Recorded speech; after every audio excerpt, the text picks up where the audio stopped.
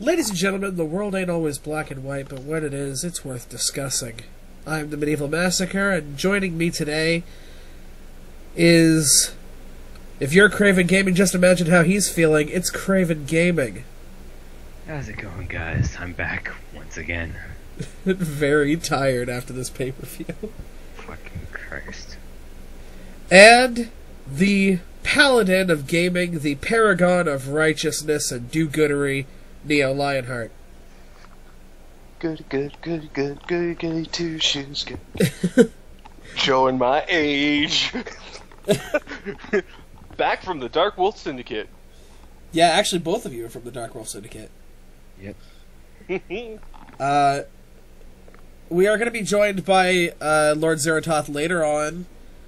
I figured that we might as well start the podcast before he shows up, because we're going to start... I guess actually what I should start with is what I started the last podcast with. Game check. What's everybody playing? I am about to start playing Assassin's Creed Unity on my newly acquired PS4. Craven, what you playing? Once I get my mind off this stupidness that's gonna follow. Well, lately I finally beat Wind Waker HD for my first time ever actually beating Wind Waker. Nice. And I just started playing Eternal Sonata again, just because that game is awesome. That fucking game is so good. I still haven't beaten it, but God, I have to. Do it. Do it. Okay. Do it. Do it. I will do it. And Kara, what about you? What have you been playing? Because, you know, it's not that fun if two people answer the question, as part of Markiplier and Finn's panel at PAX Prime. Yeah, that's a very solid point. I believe it will go completely unnoticed by all people if I said I was doing a Binding of Isaac run. Yeah, completely unnoticed, right? Well, my God, playing Binding of Isaac, holy shit. Right? I just unlocked Eden on the PS4. Oh, nice. I'm just rolling through those challenges. Actually, Tron Boy and I, for the first time, when I went down to the B-Town, which, by the way, sounds a lot more sexual than it is. Mm-hmm. But the last time I was down there, we did the multiplayer for the first time. And it's difficult, man, but it's a lot of fun. Alright. And now onto the show. Should we get this shit show started? We are direct... introductions. Sorry? Is that I could do the introductions? Oh, yeah, go for it. I pulled up the match card for like the first time ever. Oh, I actually have the match card up myself as well. Well, la-ti-da. Keep in mind, I don't have the times and whatnot, but, you know, I know who won. I'm not going to guess up how long each match was. I got the times here, because I pulled up the wiki. We all know how reliable the wiki is, but... Oh, totally, right? Edited by any possible person, right? But, So, for now, I'm gonna trust it. in the pre-show, in my opinion, we actually had one of the best matches of the night. We had Neville and the Lucha Dragons versus the Cosmic Wasteland, which features Cody Rhodes, Stardust. Sturdurst. Sturdurst. And the Ascension. By the way, really quick, I actually do love the Ascension. I like the Ascension, and I like the fact they're actually getting a proper push. Yeah. Okay, that being said... This was actually one of my favorite matches of the night, like I previously mentioned. Right, like, I didn't see it because I was actually out of the house at the time. Right. The Cosmic Wasteland? I mean... They had such a better name! What did they call friggin' Stardust and King Barrett? I don't know. I don't think they called them anything. No, they did. I don't remember what that... Like, the Ascension and Stardust had a better name. What was it? The Ascending Stars. But Cosmic Wasteland takes in both of their sayings and throws it to that. Because, you know, Welcome to the Wasteland and You know, Stardust being a coup. Cosmic. Well, Anyway. yeah, but the Ascending Stars. But That's such a fucking cool name. How do you fuck this up? okay, long story short, in my opinion, back when it was Neville and Green Arrow, whatever the fuck his name was, I forgot. Stephen Stephen Amell. That match was better than this match, but this match was still pretty good. The Cosmic Wasteland did come up on top, which I wasn't too upset with, but I didn't care who won. This is a fucking... I mean, like, I'm not going to get into it, but this is a very heel-heavy pay-per-view. Oh, very. So, real quick, so we can get this out to the people, how long was the Lucha Dragons and Neville versus the Cosmic Wasteland? That match clocked in at 9 minutes 44 seconds. Okay. But yeah, it's basically exactly what you think it is. Connor from the Ascension is going to wreck house because of his size. They're going to go to the outside. Lucha Dragons and Neville are going to be the high flyers that they are. And, yeah. Who did you have pegged to win that one? I personally did not give a shit either way. Like, I like Neville because I honestly love his theme song. It's just so hype. Dude, like fuck Lucha the Dragons. theme song. I love the Red Arrow. The Red Arrow's incredible. Like, I mark out at the best of times for any good high fly move. Yeah. I'm probably known for one of the biggest marks for the now I can't think of it. The Starship Pain from Right. John Morrison. Oh, that was a good one. To me, I still like Airborne. Airborne's one of my I favorites. love me some Airborne. Although the only memory I have of the Airborne is Randy Orton catching him out of midair. Yeah, the RKO out of nowhere, which Michael Cole seems to love even when it's predicted. Yeah. I laughed so hard. It's like, he sets up, he gets it. RKO out of nowhere, not really. It's not really like if when he's getting up I can say he's gonna RKO him. And surprise. Like- Real quick, am I the only one who's still thoroughly impressing? One of the best RKOs to this day is the one he did at WrestleMania when he launched freaking Seth Rollins up with his neck. No, that was fucking cool. That was an RKO out of nowhere. Yeah, that was a great fucking RKO. So is that all you want to say about the pre-show match? Yeah. Not much to say, really. So we kick off the actual pay-per-view with a title defense, which is really cool considering how many matches on the fucking card were not title defenses? 2. 3. 3. 3 out of 9? 3 out of 8. Okay. So, you know, not too... Well, no, actually, like, there were 7 matches on the actual pay-per-view card. Right. Yeah.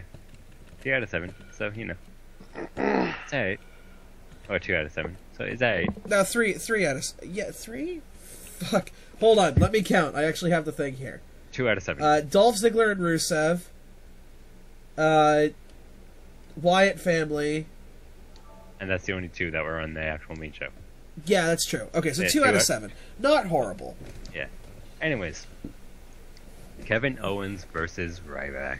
Kevin Owens versus the Ryback for the WWE Intercontinental Championship. How long was this match? This match was actually quicker than I thought it was. 9:32. Yeah. Given... Okay. So Kevin Owens wins. I Kevin. kind of thought that was going to happen. Yeah, same here. He didn't... Did I hit hate- a pop-up powerbomb. I Powerbomb. hate... Ermagerd, per. Fucking Christ. This match sucked. It did. Like, I like how it started, basically them locking up and Ryback just being like, fuck you. Locking Dude. up again, fuck you. I loved Locking up this... again, Like, I fuck loved you. most of this match. Then the elbow shit happened. The fucking elbow shit. He worked that elbow for What? like a year. Now, that's not the most boring injury work that we're gonna see on this show, but we'll fucking get to that. Shh. Yeah, but real quick, am I the only one who noticed when it was Kevin Owens versus Ryback? When Ryback did something, I don't remember what he did. I know it wasn't the Cell Shock, it wasn't the Miho Clothesline, which wasn't even visible in this match at all, was it? No, he never did either of those moves. No, he did do the shot. He did get Cell Shock off once, I think. No, he didn't. Both times he tried to pull him up. Okay. He reversed it the first time, and then the second time he raked the eyes. Oh yeah, right. Anyways, we don't talk about that ending. So, Ryback did something which floored Kevin Owens, and Kevin Owens got the leg up so fucking early. Oh! What he did was Kevin Owens locked in an armbar, Yeah. and, Ryback, with, a serious show of strength, because Kevin Owens is a big man. Very. He, lifts him up and then just, throws him to the ground. And not even a 2 count. Yeah. There are some things about Kevin Owens that are still very green. Yeah. At least for WWE. Yep. That being said, he doesn't botch as much as Sin Cara. Yeah, we don't... So now we gotta talk about the ending. Rake of the eyes. Ryback sets up Kevin Owens for the Shell Shock. And Kevin Owens rakes the eyes, pulls him up for a schoolboy pin, and wins the title. And then he almost goes into the crowd to celebrate his first title win before he realizes he's a heel. Yeah. So the very first, not only the first match of the pay-per-view, but the first title defense or title match of the pay-per-view ends with a schoolboy roll-up. How fucking great is this pay-per-view gonna be? And really quick, one thing I almost flipped my shit at is when they were talking about Kevin Owens and what Kevin Owens said earlier on in the day, saying he doesn't care about the championship, he just wants it so he can get basically paid more. Right. I'm like, he's the reason I finally figured out why I don't really like Kevin Owens or Seth Rollins. It's because I hate arrogance. Yeah. I fucking hate people who are arrogant. And since those two people revolve around it, I'm like, they're good wrestlers. I'm not saying they're not good wrestlers. But dear God, someone show their mouths shut, please. They don't need to talk. Yeah. Anyways, next match. I believe it was that Rusev and Ziggler, or was that No, it was Rusev and Ziggler. This match, how long was it? This was a decently long match. This was the third longest match on the card.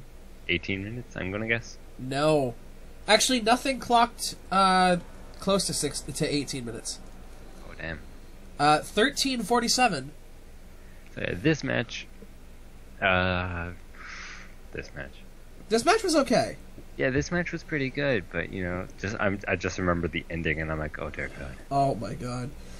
Yeah, Rusev actually pretty much dominated Dolph Ziggler throughout this entire match. Yeah, and then of course Dolph Ziggler doing what Dolph Ziggler does best, saying, I'm gonna come out from the bottom, scratch my way there, get slammed back down, do it again, rinse, wash, repeat. Right. He goes for the Famouser about 40 times. And, the one time... He hits it once. No, he hits the Famouser twice, he hits the zigzag once. Oh, yeah. And the funny thing is, the announcers build it up holy crap, he kicked out of the Famouser. Everybody kicks out of the Famouser. Yeah. I've never seen it pin someone. Unless you're a scrub. Unless you're one of the scrub wrestlers. So... it ended with fucking the fucking bimbo. Let's talk about Summer Rae. As I said, the fucking bimbo. You know that you have got no personality when your gimmick is to be someone else. And not even as good as she was. Oh God, no. Lana, fuck me, is she good. I don't even care. I'm not even talking to parents, just overall. Summer Rae is just shut up. Summer Rae is the fucking worst. Summer Rae is so bad. So, like, she throws a fucking tantrum. Does the worst fucking fall into the ring ever. Oh yeah, it's like God, like that spill was Rusev. so bad. Rusev shoves Ziggler into the ropes, which knocks her so far off balance she does a middle rope flip and lands in the ring. Yeah. I thought she was injured for a second there, but apparently, like, she just completely no-sold it. Yeah, and then, you know, oh, get out of here. No, you can't fucking kick me. Okay, let's talk about that ref. The ref goes to kick out Summer Rae.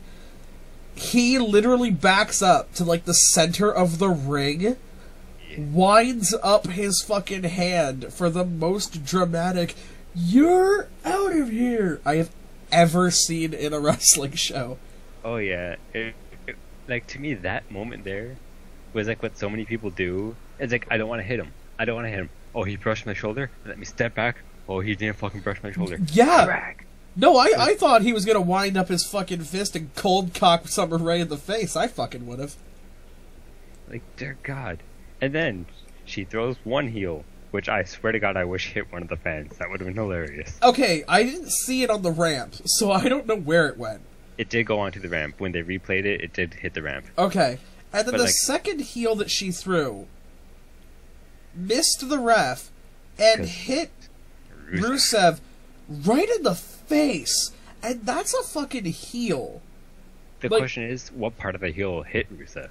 Yeah, because that could have been his eye. Yeah. That could have been a very debilitating injury. You went for a fucking headshot? Oh, and random fun fact. Friggin' Rusev's last real name is Poe. I don't- Po. I don't remember his first name. His English is actually not as bad as you can think.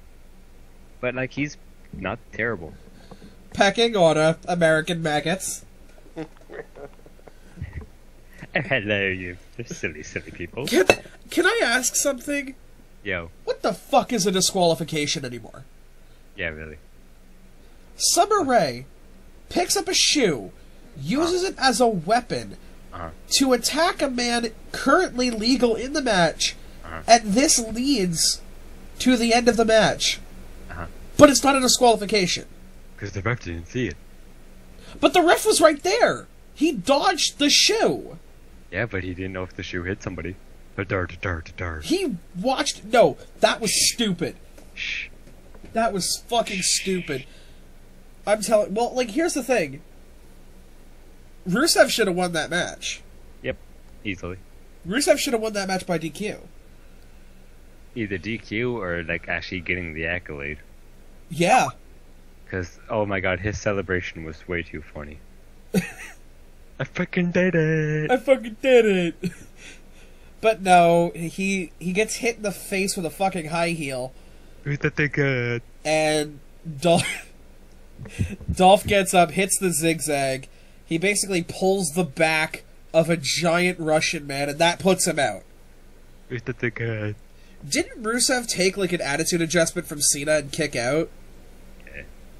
But no, a zigzag puts him the fuck out. Yeah. Anyways, next match. Because, you know, this entire pay-per-view is disappointment after disappointment after disappointment after disappointment. Oh no, here's another disappointment for you. The Dudley Boys versus the New Day.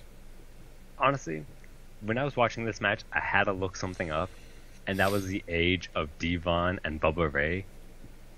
They are surprisingly not as old as I thought they were. No, like... They're 43 and 44. Now, here's the one that I want to look up. I want to look up Big E Langston. His age? Yeah. 31, I think. 31 or 32. He's 29. Close enough. Okay. So you're gonna call somebody who's like 12 years older than you, old man? Uh-huh. Because, I mean, face it, freaking Bubba Ray does not look 43. No. Like, I when will saw say his that Bubba Ray looks like a fucking dork in those glasses. Oh, very. Like, when, like, oh dear God, this match. Save the tables. Save the tables. So for those of you who were not paying attention, and Barack Obama. Good God, how could I blame you? The New Day have been trying to get people to sign a petition, get ready for this one, to save the tables. Because the Dudley Boys, their entire gimmick is that they put people through tables. Jake from State Farm. Jake from fucking State Farm. I lost it at that. I lost it. I lost my shit. So the New Day come in, and of course they got mics, and Big E is like, he's dancing like sexual chocolate, and it looks horrible. Big E needs to be a fucking creature. What he needs to be is a fucking big guy, and he needs to get the fuck out of the New Day. And so does Kofi. Xavier Woods can stay, because he's pretty much a shit heel. Xavier Woods is the YouTube person now. Yeah. For those who don't know, Up, Up, Down, Down is actually a pretty decent web series. Oh my god. So, they get in the ring and they start talking about people who have already started the hashtag Save the Tables. Bill Nye the Science. They mentioned Bill Nye the Science Guy. They mentioned that Jake from State Farm. Jake from State Farm, and they mentioned Barack Obama. Being, by the way, I think the only people in wrestling that could get you to boo the president. Yep. Barack Obama. Barack Obama. Irma good Barack Obama. Anyways, and as of like the last 3 weeks, the W Boys queue in at the exact same time. Yeah. Because guess what? That's predictable. So this is for the Tag Team Championships. What have the Dudley Boys done to earn a Tag Team title shot? Dick all. They've showed up. They've It's been been 10 years. Guess what we're here for? They've been... They're a tag team, basically. And because we don't really have many of those in the WWE anymore, I guess they just figured, why the fuck not? I can think of several reasons why not. But, you know what? That's fine. Anything to take the titles off the New Day. Obviously, the New Day are going to lose the titles, right? Wrong. Disqualification. Disqualification! So if you had the intention of, like, disqualifying... Rufio. If Rufio had the intention of disqualifying his teammates so that they could win the championship, why didn't you just start the match off by running in and hitting the Dudleys? Exactly. I mean, clearly, you don't care how you keep the titles. I mean, the fact that that's a rule, by the way, that you can't lose the titles on disqualification, that's bullshit. Oh, yeah. It's always been bullshit. Oh, yeah. But let's assume for a second that I don't give a fuck. Like, The match was totally botched anyways. the match was horrible. Yeah. So, but either way, before we move on really quickly, I was talking with my family and I mentioned something, and my brother can kind of agree. Somebody I would love to see pair with the Dudley Boys is Kevin Owens. Yeah. Because, I mean, Bubba Ray can carry himself kind of well. Devon doesn't do too much.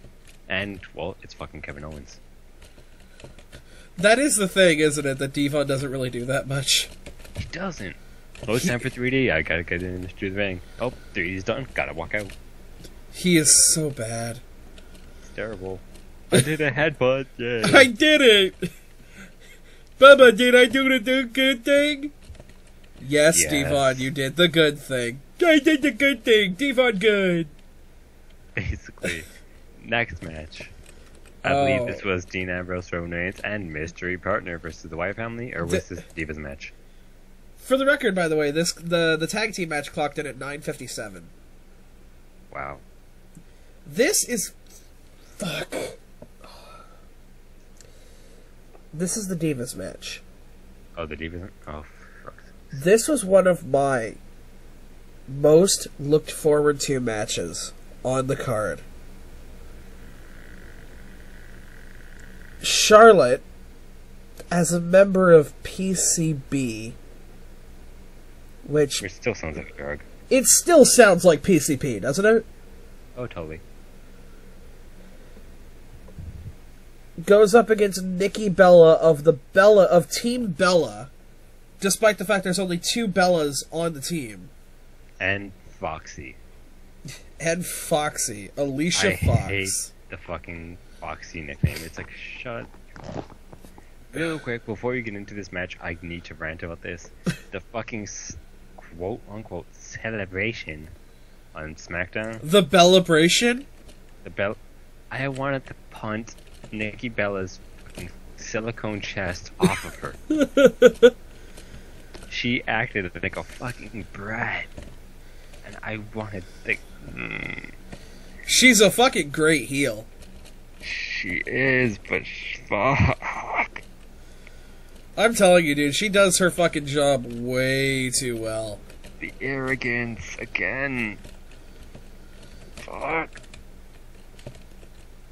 You know what? Here's the thing, though. I will take Kevin Owens' arrogance over Seth Rollins' arrogance. Because Kevin Owens can back it up. Right. It's the same thing as Brock Lesnar arrogance. Yeah. Who would want to fuck with Brock Lesnar? Who would want to fuck with Kevin Owens? I wouldn't want to fuck with Kevin Owens. Neither would I. Moving on. Nikki Bella versus Charlotte. Oh my god, we're talking about other superstars that are just so much better to talk about than the fucking Bellas. Okay, so Charlotte, right?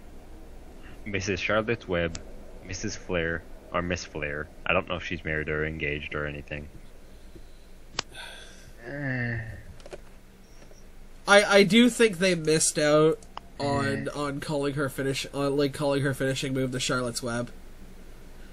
But you know, I kind of like the fact they called it a figure 8. Yeah. I mean, it's paying homage to her dad while putting her twist on it. So I mean, fine, okay. For the record, she was married to Richard Johnson from 2010 to 2012, and married to a wrestler named Bram. 2013. Her partner and later husband, she pleaded guilty. Wow. I heard plead guilty. I'm like, okay. Flair, she was arrested for assaulting a police officer after a fight involving her partner, and her father. She pleaded guilty and was sentenced to 45 days in jail, which was suspended to supervised probation and a $200 fine. Oh, wow. Anyways, so Nikki Bella targets the left leg of Charlotte, which still should have ended in disqualification when they were against the fucking post. But hey, that's just me. No, I completely agree. And that being said, okay, I talked about... We're going to do a callback to earlier on in this podcast. I talked about how Kevin Owens worked the elbow of Ryback to take out the shell shock, which worked in his favor. Mm. And that took about a year. Mm. Nikki Bella worked the... left leg. Worked whatever leg she felt like working, because sometimes they fucking switched. Yeah, really. Mostly it was the left leg of Charlotte to take out the figure 8. Not only did this not work, because it didn't look like Charlotte had any problem locking in that figure 8. Nope. But this took like 3 to 5 years. This was 12 minutes of nothing but Nikki Bella constantly hitting her leg off shit. Like, Nikki's just a headache. I'm so happy she lost the fucking title, and that little tantrum she threw afterwards was adorable. The funniest part of that match is Nikki Bella tries to lock like a Texas cloverleaf, but she can't do it because she sucks. So she just puts her into a half Boston Crab. Oh yeah, which, to me, the first time she did that, when she actually went like diagonally across Charlotte's back, I'm like, that can actually be more effective than staying on the same side that you're on. Given. So I'm like, that actually couldn't like, be more painful than the half Boston Crab when she stayed on the left side. I'm like, you're an idiot. You're doing it better the first time. Yeah, and but she does it a third time. I'm like, good dear God. let's be honest. The fact that she got it right the first time was a fluke. Or effective the first time. Ugh. So it ends with a very terrible spare and the figure 8. The fucking worst. Although, That like, was not a spare. That was not a fucking spare. although, like, you can kind of play that up like, oh, her leg was injured. Okay, fine.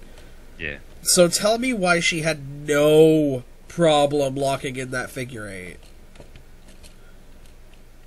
She fucking locked that in and immediately bridged, no problem. Yeah. Fuck. You could probably sit there and be like, oh, she put more weight on her right leg or her arms. Shut up. No, and fuck you. And then her dad came out, and there was a huge celebration. I mean, like, I couldn't get too mad at that because I'm like, Ric Flair, is Ric Flair. He's a god among gods. So.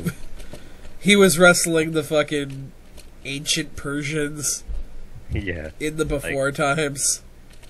Like, I don't know why, but seeing something like that, I'm kind of like, oh, that's cute, because you can actually see that was raw emotion from him.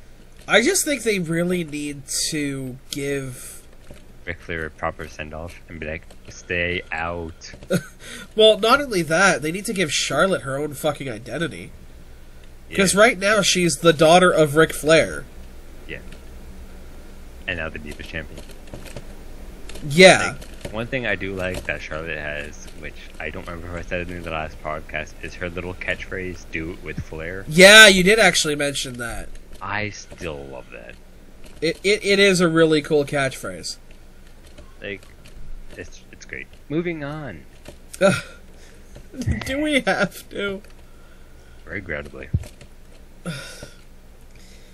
The Wyatt family, Bray Wyatt, Luke Harper, and Braun Strowman, Meh.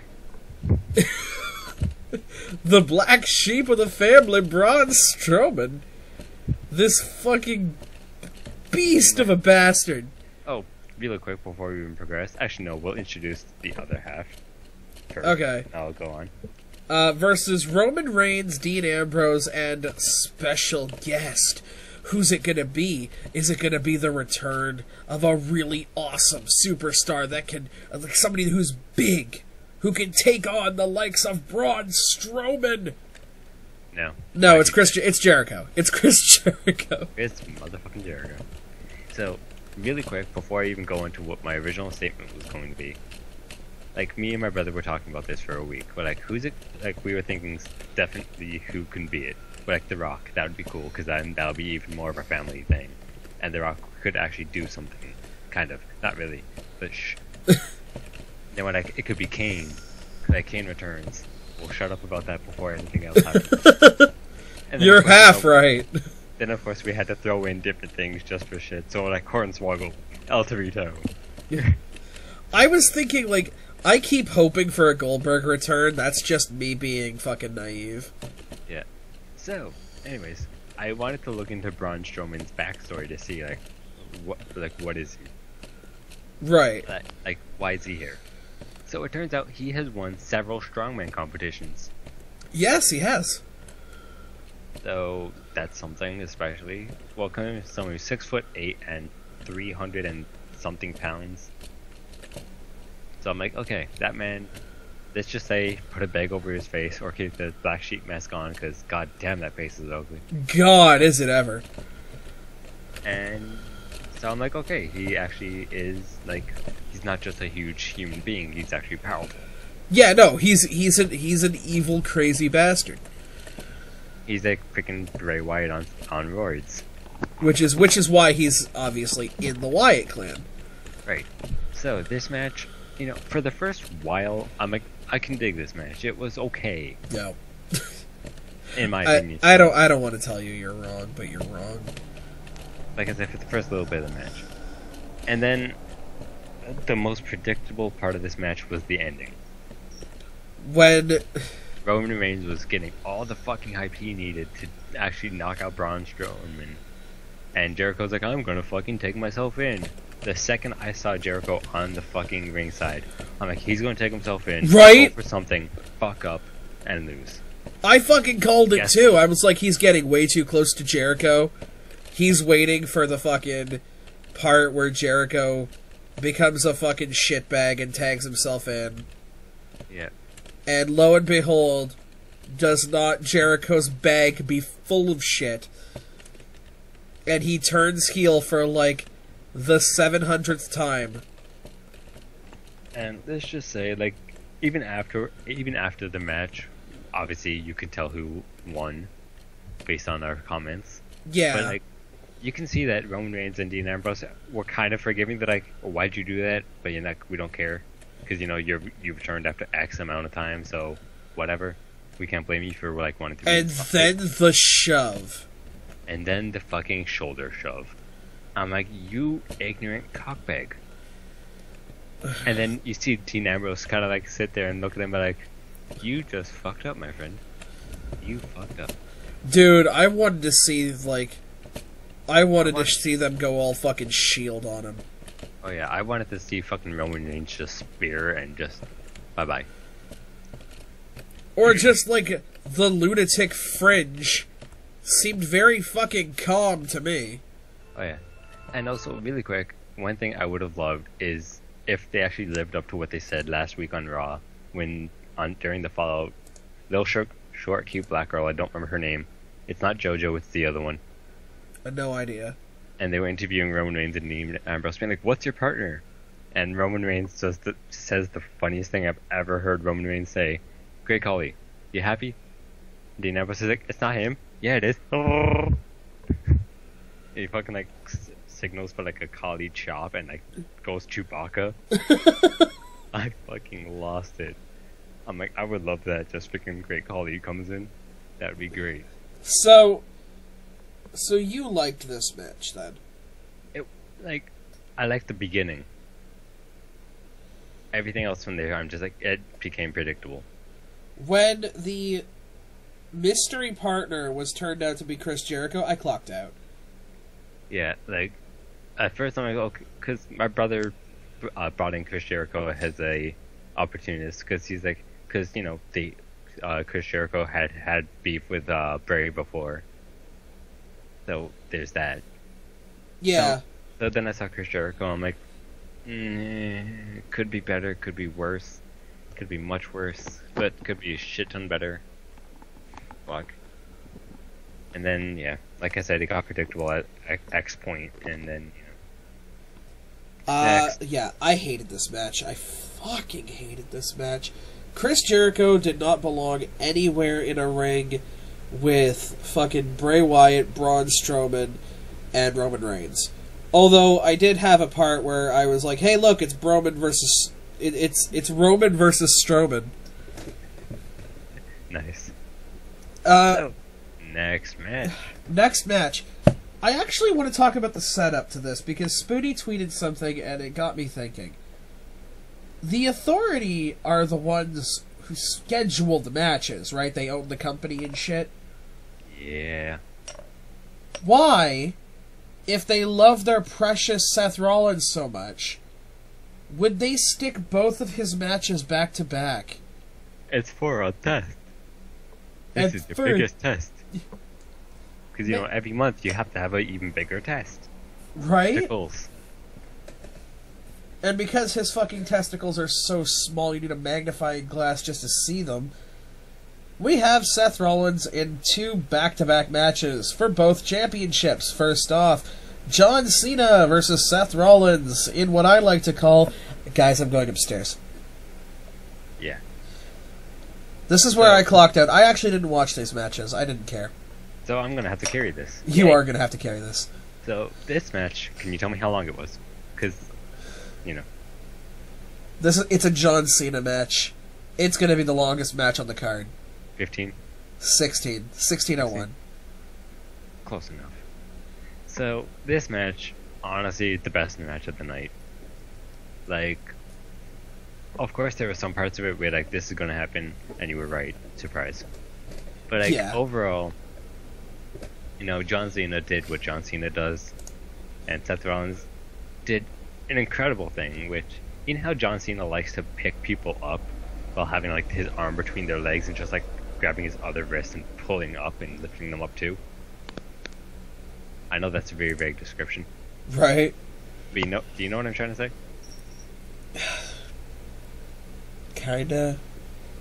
Okay, basically Seth Rollins did that to John Cena.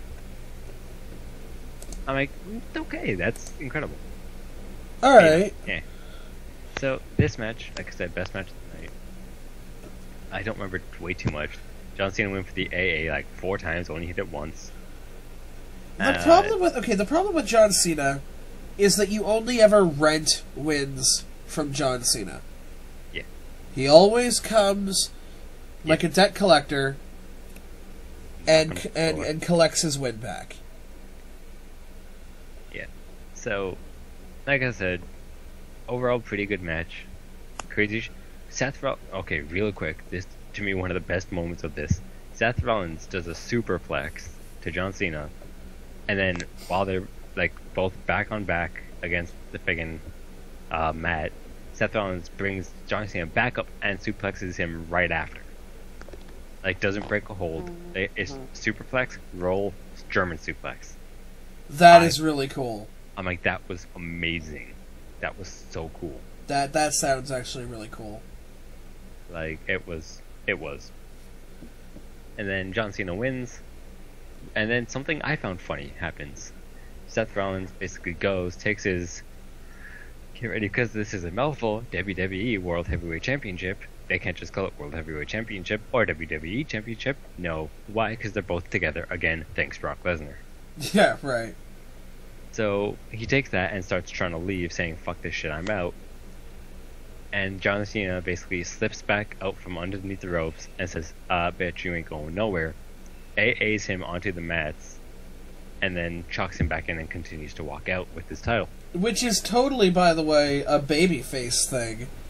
Yeah. Going out and physically assaulting somebody after your match and performing your finishing move to them on concrete. Or at least what's supposed to be concrete.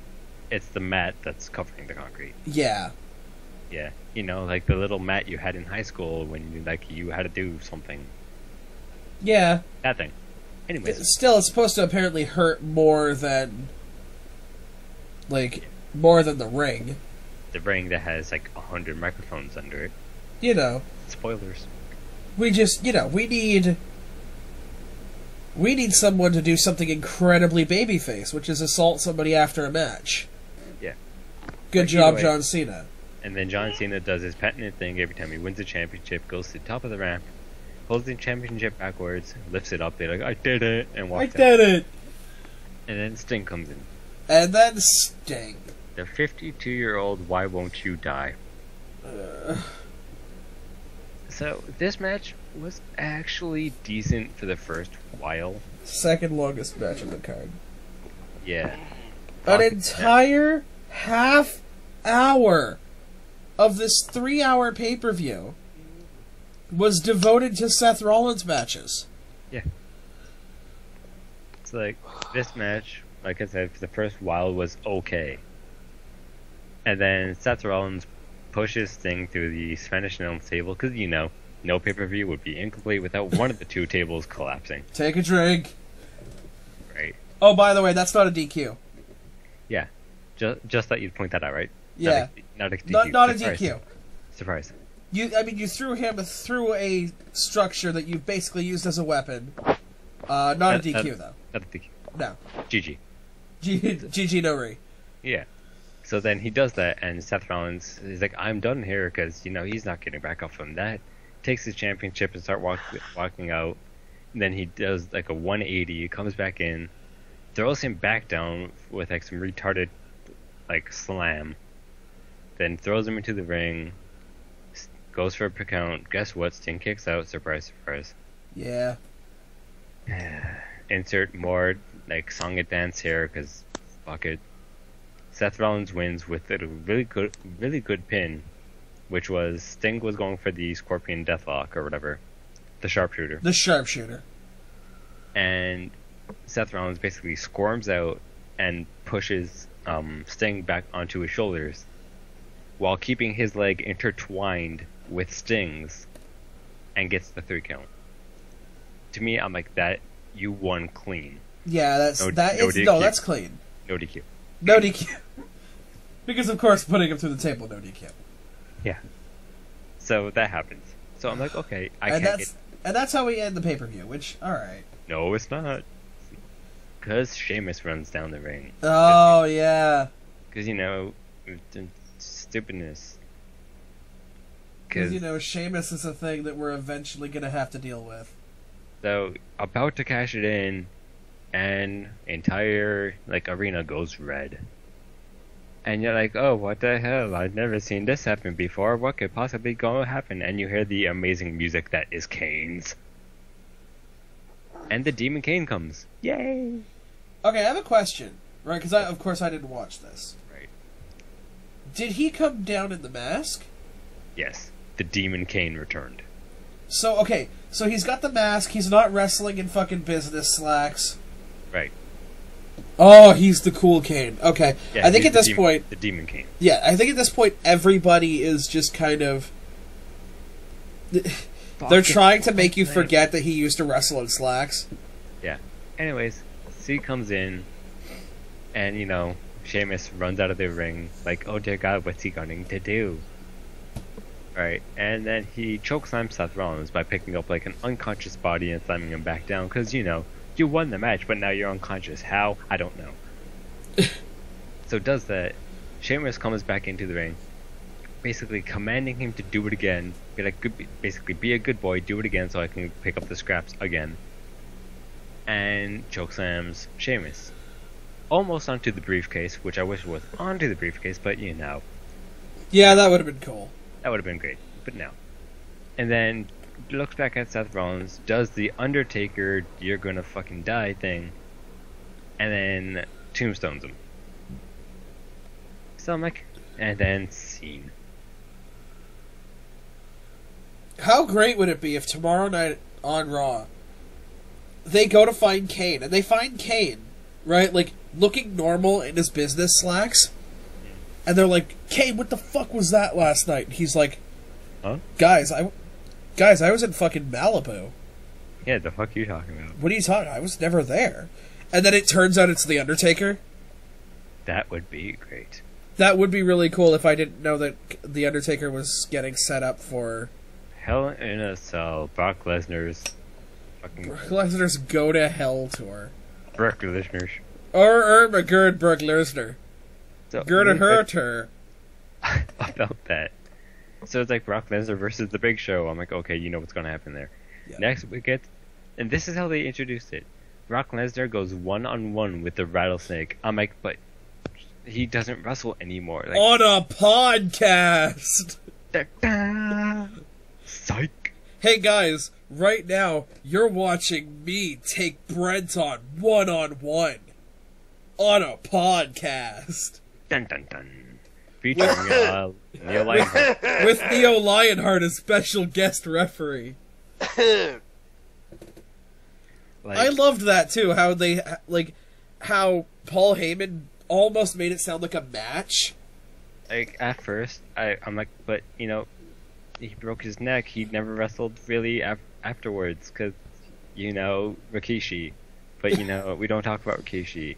What? Well, no, it wasn't Rikishi that broke his fucking neck. It was the car with the thing in the fire and the... Well, no, that was all, kayfabe. What actually broke his neck was... Oh, yeah, right, the fucking... Was the pile driver by Owen Hart. Yeah, that. Right. Which, Owen Hart, man, may your ever legendary soul rest in peace. You can't do a pile driver to save your fucking life. Yeah, moving on.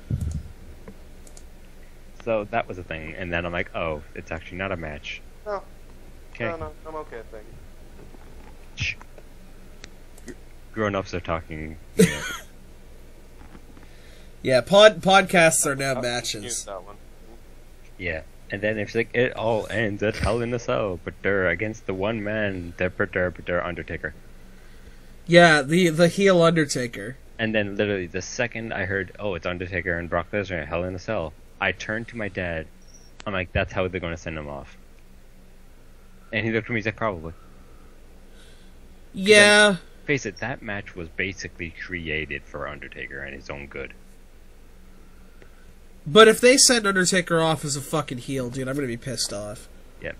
Like, I told my dad this, and I don't remember if I told you this, but this is how I want to see Undertaker go. It's not in a Hell in a Cell match. It's in a casket match. Either that or a buried alive match. I'm not even saying buried alive. I'm saying casket. Casket would be good. Casket match with Kane, please. Make it the thing. Like, do that with Kane versus The Undertaker. Do that with Triple H, for fuck's sakes. No, dude, fuck it. I want to see them they've brought back the Demon Kane. So continue to build up the Demon Kane. Have him just wreck fucking house on people. While The Undertaker and Brock Lesnar settle their fucking like schoolgirl pursuit of love or whatever the fuck. Senpai, please notice me. Senpai, please notice. But like, as they're doing that, just build up Kane. Don't put him into title pictures, don't put him in anything like that. Just build him up, and then finally have basically Kane be the harbinger of death. Yeah. He comes in and he's like, now you've beaten Brock Lesnar. But you beat Brock Lesnar because you're a shitbag. Yeah. Now you have to pay for it. Casket match, WrestleMania 33, where Kane finishes off The Undertaker, tombstones him into the casket, sets that bitch on fire. Yeah, something. Anyways, that's how I want it to end. That's just me. It would be really cool. Yeah. Hey, next thing you know, it's gonna be fucking Daniel Bryan to take him out. Oh God! Fuck Daniel Bryan. Exactly. I'm gonna be one of the only people, because everybody jerks their fucking gherkin over Daniel Bryan. I hate him. I hate him. I love how he's a technician. I have nothing against that. He's a good wrestler. The crowd hype is far too much. He's a decent wrestler. He's not a champion. No. He's definitely not a world champion. Like, I'm sorry, I see him and I think of the Black Sheep because all I see is meh. Like, all I can think of is every time he's ever held a belt, he got injured. Mm-hmm. He sucks. Like, yeah, like, shh, go to sleep. Yeah, just Daniel. Oh, please. Yes? Fucking. Okay, sorry, Bryan Danielson. Bryan, buddy, you're not that good. The only reason you're that good is because people mark out for you. But the WWE audience are fucking stupid. They're all idiots. The kids aren't smart enough to know what the fuck is going on. Like, honestly, back when friggin' Daniel Bryan and the Authority thing first started, I didn't mind. Because I'm like, Daniel Bryan's just trying to, rebel. He's Rey Mysterio. Yeah, he's Rey Mysterio. He's the underdog that nobody thinks can make it. But then lose, and then be a bitch about it. Get it back. Then, lose. like, when he started winning, and then the Authority was like, "Nah, we're going to take your title back." Yeah. I was like, "I'm done." Yeah. You're never going to win the title, and when you do win the title, you fucking get injured because you're a dumb shit. And then you win the Intercontinental title. You like this huge WrestleMania moment. You win the Intercontinental title.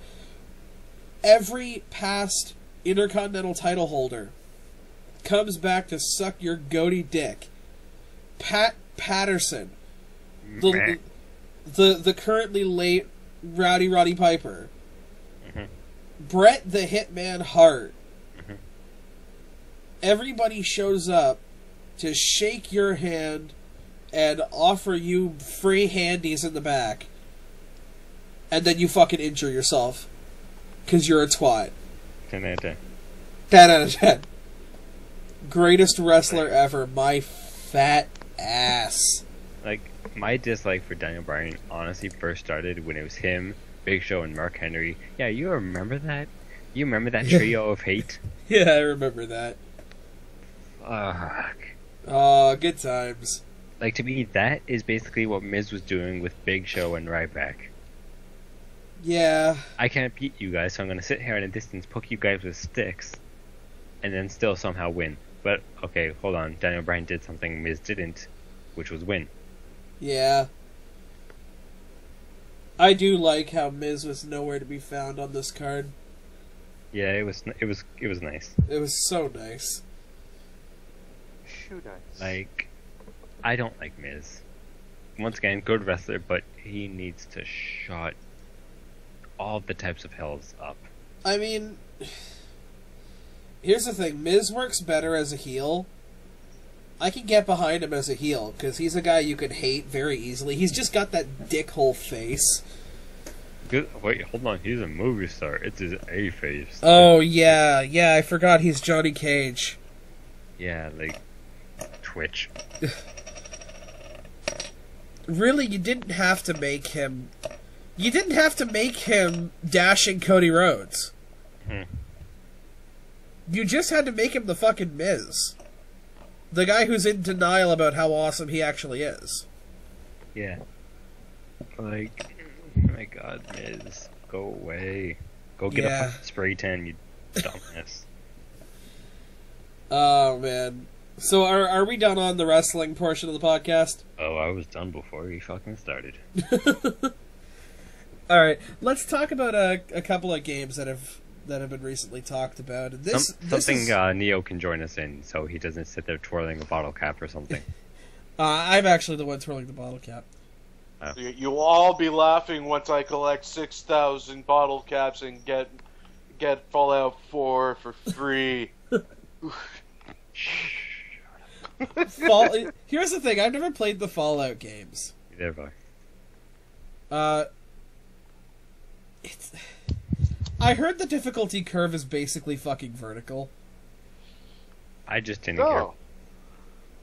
No, it's not. I have to disagree, because the difficulty curve can go from, well, wait, if you're saying it as 0 to 100, it could. Yeah, like when I say vertical, I mean like it's not a gradual slope, it's just a straight fucking, like, hey, welcome to the world. If you go off in a direction we don't like, which we're not going to indicate to you, level 437, giant mecha spider. Possibly, but if you get the right companion, the game could be a cakewalk. Well, I mean, you could say the same thing for Skyrim. But then I will never, ever, ever again play a console version. I'll never play a console version of Fallout. I'll never play a console version of anything Elder Scrolls. Why is that? Because the mods. Oh, yeah. The mods. They could either break the game or add immersion. Hello, MXR. There's a plug for you that you need to check out. Okay. Skyrim mods weekly. Amazing. And now, I'm going to be tooting his horn a lot here, but he does strictly he does do the odd weird mod, but he focuses on keeping it legit. This is Skyrim. Keep the lore. Keep hello? lore friendly. Do you hear me? Hello? Hi. Is there a problem with the... crap. I think we're all good. I don't know what's going on. We might be experiencing technical difficulties here, folks. Nope. Okay. I know what this is, and oh, I forgot how much fun this was. okay, so we're back. Sorry about that. My headset's a piece of shit. And we also have our Evil Emperor joining with us now. Hello there, Lord Zeratoth. Okay, so how this works is this is going in the middle of the episode, just like from the audience perspective, there will just be a single like after like a second, then we're back to this. Yeah, pretty much. Whereas for us, it has been 10,000 years, and now we're free. We get to conquer Earth, yada yada, all that jazz. Let my monster grow. Yeah, that. Yeah. Hey, Craven, you got any Rita Repulsa puns you want to make? Wait, did we lose another person? Brent? Craven. Did he pop off to the bathroom or something? I believe he might have. God damn it. Dan, you were talking about Fallout 4 mods. I can't wait. Yes, if I'm going to get Fallout 4, it has to be for the PC. Because where I left off was MXR. Is a YouTuber that does Skyrim Weekly. If you're lucky enough, you'll do a Fallout New Vegas mod weekly. Or yearly? Regardless. The point I was trying to come across for him was that he does lore-friendly mods the majority of the time. Okay. Vast majority of the time. He doesn't like to do mods that break it. So you're playing Skyrim and you see a droid from Star Wars, that's game breaking. That's not lore friendly. Screw that. If you're going to have a train, it's made out of Dwemer technology, and Dwemers are the old dwarves of Elder Squirrels. Elder Squirrels. And Elder Oh my Scrolls. god, the Elder Squirrels. Because in Elder Scrolls, the dwarves like accidentally themselves because they dug too deep and found Cthulhu or something, right? Something like that. You could say that. But they were the most technologically advanced of the Elder Scroll lore. Being the key point, because they're gone. Exactly. They were like, fuck this shit, I'm out. I still think so- Cthulhu. So, for example, in Fallout New Vegas, one of the mods that were advertised was this one companion mod named Willow, and she's the equivalent of what Skyrim knows as Vilya, which is another companion that you can have in Skyrim, who is so amazingly coded. She knows what mission you're on, what items you're holding, how your mood is in that current storyline, interacts with you, can fall in love with you. If you played Oblivion and you wanted her to remember you because she was also there, or her ancestor, spoiler, Right. was there, you can actually be like, hey, I remember you, and she'll be like, oh shit, yeah. Okay, that's pretty cool. Willow is the exact same thing, only in a Fallout perspective. Okay. So she is the most modded character I have personally played or played with. Are Fallout and Elder Scrolls in the same universe? No, they're not the same universe. They're just. theories. I'd like to hear that. Theories. Well, no, it just basically with any two settings, where one's fantasy and one's sci-fi, and they're by the same company, people will make the inevitable theory, but it's unlikely. Could happen, doesn't really matter too much. Well, yeah, because there's thousands of views between them, so it makes no difference. So Right. It's probably not. Yeah. That paradox would be so cool. Get on that, modders. Yeah, and in the middle of it is Portal. I know they're not made by the same guys, but they Even though the love to... portal gun is an actual mod I've seen before in the games, I believe it. though they don't work properly. As of the last time I played it, which was maybe a couple of months ago, I still have I have an actual copy of Skyrim, which I'm planning on putting on the new computer that Dark Wolf is bringing in to me. Or, no, not that way, you sick puppy. He's going to bring it into me. Oh my. And that's how babies are made. Oh, hey, welcome back, Craven. I wanted to wait for a segue. There's another game that me and Neo can talk about because we both have it. Mario Maker. We gotta talk about Mario Maker, man. I was talking a little bit behind the scenes during our little jump cut. Craven and Zeratoth. If both of them... Game Grumps. Yeah, Game Grumps, the completionist. The Game Grumps. And the completionist. Poor Danny. Poor Danny. Yeah, I mean, like, I I don't know those references. I'm gonna have to check. I mean, I am watching the Completionists one, but what's got me laughing is watching the Game Grumps do Ross's levels because Ross is an asshole. Poor Danny. Poor Danny. Has he reached my part of Ross could spin fucking circles around you. Okay. So there's still... I will check Ross. Rubber Ninja, or is it Rubber Ross? No, it's Rubber Ninja. I think. No, Fuck. I think it's Rubber Ross. Is it Rubber Ross? On Mario Maker, I think it's Rubber Ross. I have him followed on Mario Maker. Have you played his levels? Fuck you! I'm not that fucking suicidal. Dan's levels pissed me off.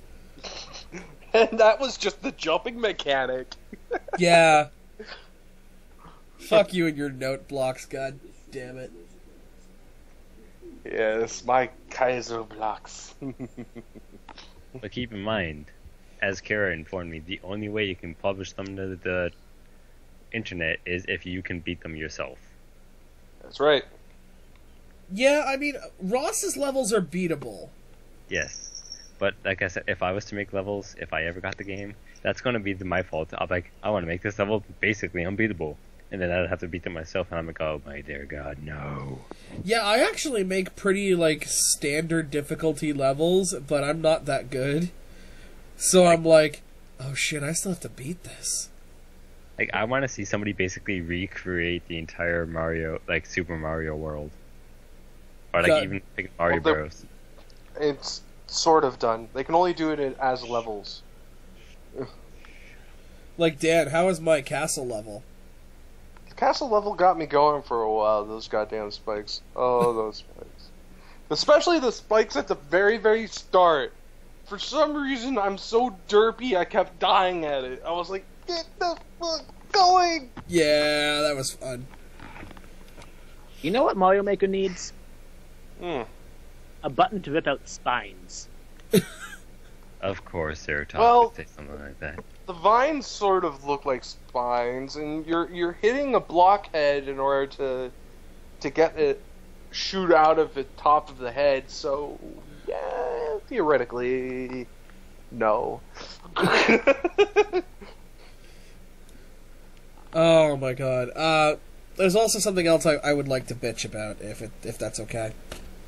Pokemon Z. No, we're not gonna bitch about Pokemon Z, but I'll get to that. Kingdom Hearts 2.8. I have no idea what you're talking about. What was that, Zara? I thought that was actually a joke when a friend of mine told me that was a thing. I was like, no, this is making fun of them, right? And I looked it up and go, no, dear God, Square Enix actually did this. Yeah. This is like 2030.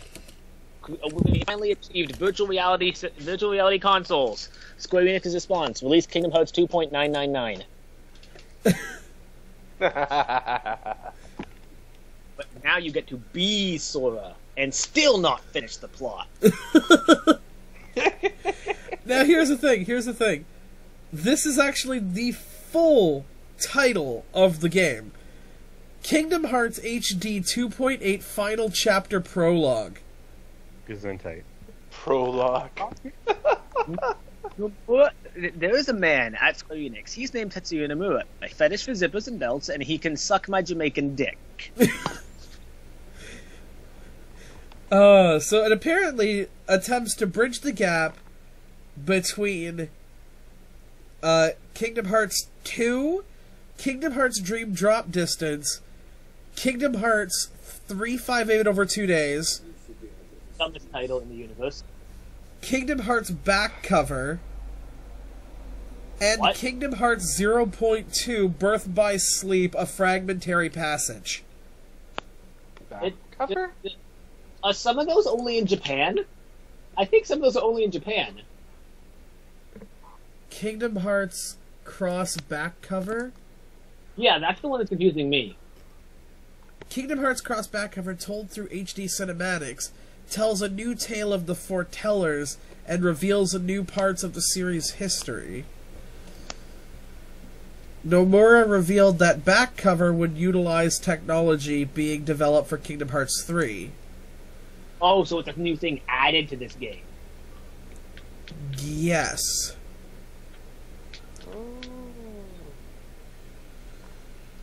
I'll take it. Alright. Alright, so long as I don't have to go through Unchained Memories again. But wasn't playing with cards fun, Daniel? No! My god, Yu-Gi-Oh! Is fun! Speaking of which, man, I really want to get Path of the Duelist, I think it's called. Hold on. Is it Path? Not. No, fuck. What's it called? I'm just going to search up Yu-Gi-Oh! Xbox. Yu-Gi-Oh's Legacy of the Duelist. You can play, through story mode, the entirety of Yu-Gi-Oh!, Battle City, Yu-Gi-Oh! GX, Yu-Gi-Oh! 5Ds, and Yu-Gi-Oh! Arc V. I've heard of this. This is the one where like each level is like an episode of Yu-Gi-Oh! Of all of them in certain periods of times during the anime series, where you're when Yugi first fights Seto Kaiba, you're actually fighting his deck at that period of time. Yes. The question that a lot of people have is, does that mean that you're going to game break the way that the show did? Well, no, you have to follow modern day rules. So 8,000 life points, you need to sacrifice creatures. So you can't summon means 3 that- blue eyes in one turn, screw that the would- rules, have money. Or Blackjack and hookers. Blackjack and hookers. Just forget the blackjack. And the hookers. Or if you're not a loser with stupid hair, you can build an actually competitive deck and waffle stomp the whole campaign. Correct. You can actually either use the story mode deck, if you're faithful to the series and want an actual challenge. Every time Kaiba smiles, puppy ties.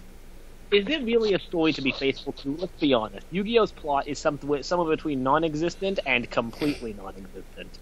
Yu-Gi-Oh! Has a plot, it's just fucking crazy and stupid. I activate this card. Well, I activate this card. Well, I activate this card. Well, I activate your mother. What?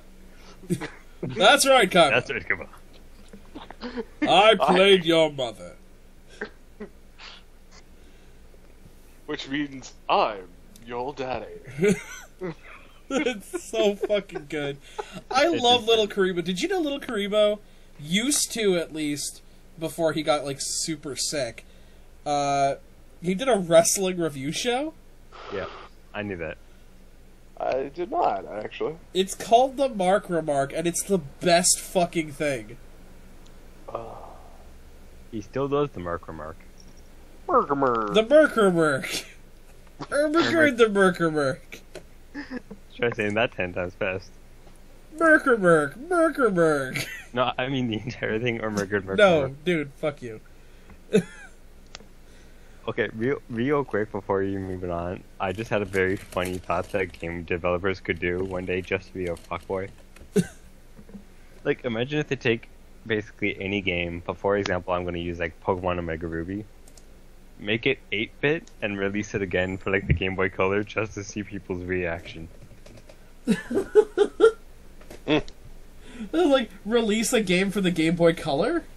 Basically. That would Like, be awesome. That would be the best April Fool's joke ever. Take like a modern game too and do that. But like Pokemon Z, Game Boy Color. Cause fuck you. And then like 2 weeks later come out with the actual game. That would be pretty fucking great. But hey, that's just me, what do I know? I don't get paid for this. But one day. Yes, one day I'll become head of the freaking America Nintendo Corporation. And You then YouTubers will rejoice. You're gonna replace Reggie, but in order to replace Reggie, you have to make sure that your body is ready. Fun fact, I wasn't serious. No one thought you were serious. We were joking along with you, numbnuts. Surely you know Reggie's most powerful secret, right? That he keeps his body always ready? I was gonna say that he's probably like a 9-year-old girl, but that's just me, what do I know? Is there anything else in Geekdom? I wish I could give a review for the Scorch Trials, but I haven't seen it. Pokemon Go! Pokemon Go, yes. I would actually play that. I'm getting it when it comes out. Wait, what is the I probably Pokemon am- conference? Pokemon Go. Like, what? Explain Pokemon it in to real him. life. You go around and you catch the Pokemon, you jump out at old people, challenge them to a battle, and scare the crap out of them and lose all your social life. It's basically a game for iPod and Android. Oh, that's awesome. It's fucking great. You walk around and you'll hum the music to the game while you walk just because you're a badass and people will look at you like you're retarded. I fucking will. I will be like ba-da-da-ba-ba, ba-da-da-ba-ba, ba-da-da-ba-ba-da-ba-da. And that's how people will know. That's how people will know I have Pokemon Go.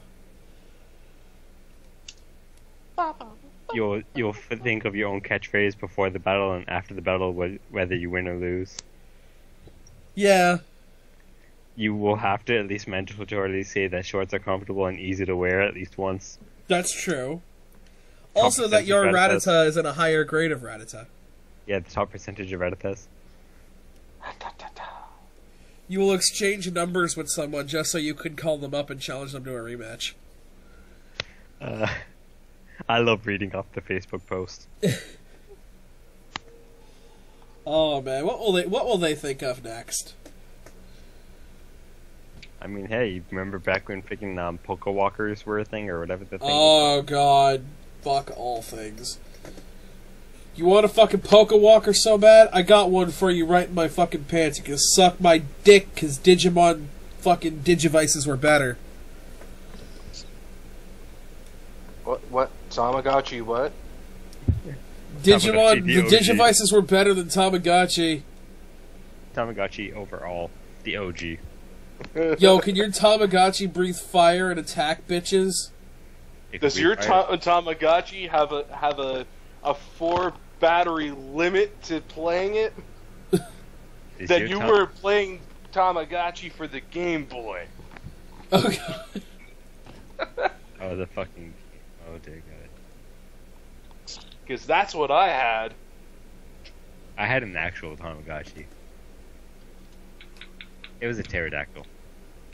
Good times. All the poop. All the poop. Oh, this is gonna be great. Later on, I'm gonna have the fun of trying to play Da Vinci Code with a broken PS2 controller. Fun. I look forward to your suffering. It will be delicious. So, is that all we've got for tonight? At least for the podcast, before we go off and do our own dorky shit?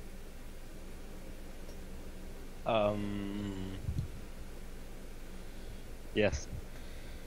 Alright, so what are we most looking forward to right now? finding a new job? No, in the geekdom world. Oh, Fine. finding a new job.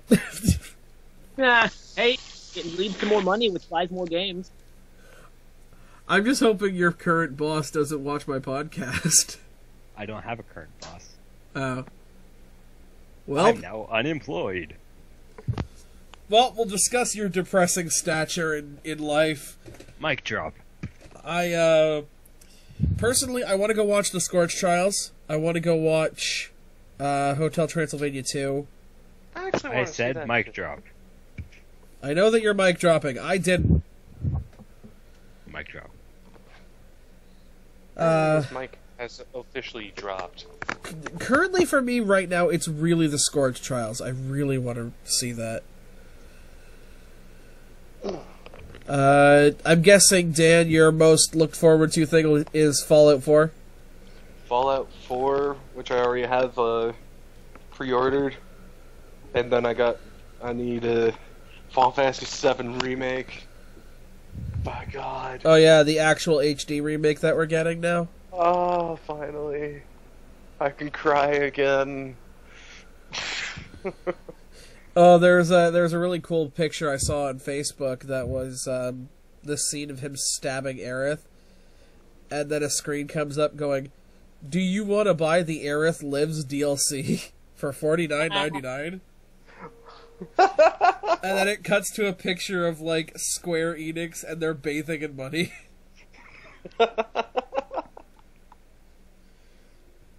I could see that too. It's fucking true. Even though the theory that's come out, and it might be an old theory, Aerith did in fact die, but not by the blade of Zeratoth. He died of cancer. She died. She died of drowning.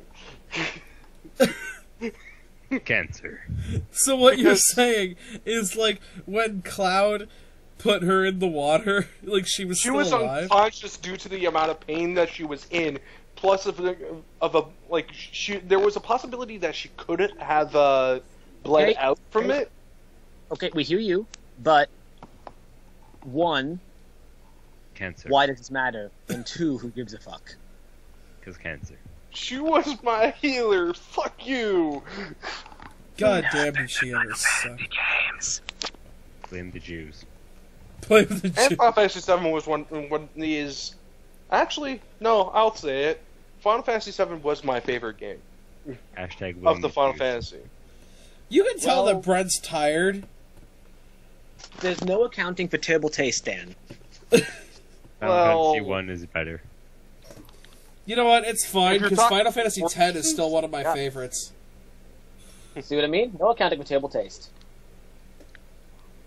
Number 1 is the best. I like the remake of number 1, the one that added a bunch of dungeons, which became like the go-to place on late levels to level up, to make yourself God. Lord Zeratoth, what are you most looking forward to in the realms of geekdom? The localization of FE-IF.